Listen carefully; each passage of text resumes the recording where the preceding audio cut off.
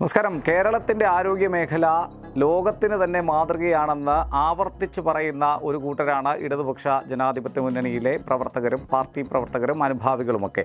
ഒരു കാര്യം ഉറപ്പായി നമുക്ക് പറയാം, ഒന്നാം പിണറായി വിജയൻ സർക്കാരിൻ്റെ സമയത്ത് ആ പറഞ്ഞ കാര്യം യാഥാർത്ഥ്യമായിരുന്നു. ഒരു സംശയവും അതിൽ വേണ്ട.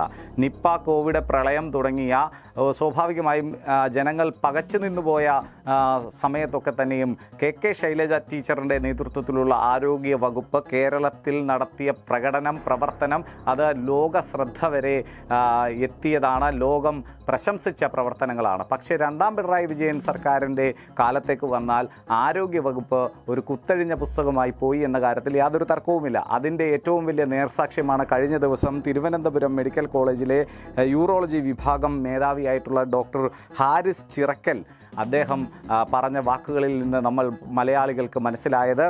തിരുവനന്തപുരം മെഡിക്കൽ കോളേജ് ഏറ്റവും മാതൃകാപരമായി പ്രവർത്തിക്കുന്നുവെന്ന് ആരോഗ്യമന്ത്രി ആവർത്തിച്ച് രായ്ക്ക് രാമായണം പറഞ്ഞുകൊണ്ടിരിക്കുന്ന തിരുവനന്തപുരം മെഡിക്കൽ കോളേജിലെ ചികിത്സാ പ്രതിസന്ധിയെക്കുറിച്ച് ഡോക്ടർ ഹാരിസ് ചിറക്കൽ പറഞ്ഞതോടുകൂടി സർക്കാരിൻ്റെ സകലമാന വാദങ്ങളും ചീട്ടുകൊട്ടാരം പോലെ തകരുന്നു. ഹാരിസ് ചിറക്കലിനെതിരെ വലിയ തോതിലുള്ള പടയൊരുക്കങ്ങൾ സർക്കാരിൻ്റെ ഭാഗത്തു നിന്നുണ്ടായി. പക്ഷേ പൊതുബോധം ഒന്നുണ്ട്. പൊതുജനങ്ങളുടെ പിന്തുണ ഡോക്ടർക്കുണ്ട് എന്ന് മനസ്സിലാക്കിയ ആരോഗ്യമന്ത്രിയും ആരോഗ്യവകുപ്പും സർക്കാരുമെല്ലാം അടവടലം പ്ലേറ്റ് മാറ്റുന്ന ഒരു സ്ഥിതിയായിരുന്നു താൻ കണ്ടത്. എന്നാൽ സ്വാഭാവികമായും താൻ ഉന്നയിച്ച എല്ലാ വിഷയങ്ങളിലും അന്വേഷണം നടത്താനുള്ള ഒരു തീരുമാനത്തെ അദ്ദേഹം സ്വാഗതം ചെയ്യുന്നുണ്ട്. പക്ഷേ അദ്ദേഹം പറയുന്നു, അന്വേഷണം നടത്തിക്കൊണ്ടിങ്ങനെ കാര്യങ്ങൾ നീട്ടിക്കൊണ്ടുപോയിട്ട് കാര്യമില്ല, പാവപ്പെട്ട രോഗികൾ അവിടെ ബുദ്ധിമുട്ടുകയാണ്. അതുകൊണ്ട് തന്നെ സത്വരമായിട്ടുള്ള നടപടികൾ മെഡിക്കൽ കോളേജിലെ ഭരണപരമായ കാര്യങ്ങളുടെ ബാലപാഠമറിയാത്ത പ്രിൻസിപ്പാളും സൂപ്രണ്ടും ഒക്കെ അന്വേഷിച്ചാൽ സ്വാഭാവികമായും ഈ ഒരു കാര്യങ്ങൾ എങ്ങും എത്തില്ല എന്ന് തന്നെ അദ്ദേഹം പറയുന്നു. ഭരണപരമായിട്ടുള്ള പരിചയമുള്ളവരെ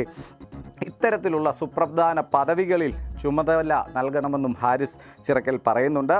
ശസ്ത്രക്രിയ ഉപകരണങ്ങളുടെ അഭാവം മൂലം മെഡിക്കൽ കോളേജിൽ ശസ്ത്രക്രിയകൾ മുടങ്ങിയതിനെക്കുറിച്ച് നിശിതമായി വിമർശനം ഉന്നയിച്ച അദ്ദേഹത്തിൻ്റെ വിമർശനങ്ങൾക്ക് ശേഷമാണ് സർക്കാർ അന്വേഷണ സമിതിയെ നിയോഗിച്ചിരിക്കുന്നത്. കോട്ടയം മെഡിക്കൽ കോളേജിലെ സൂപ്രണ്ട്, യൂറോളജി വിഭാഗം മേധാവി, ആലപ്പുഴ മെഡിക്കൽ കോളേജിലെ പ്രിൻസിപ്പൽ, നെഫ്രോളജി വിഭാഗം മേധാവി എന്നിവരാണ് അന്വേഷണ സംഘത്തിലെ അംഗങ്ങൾ.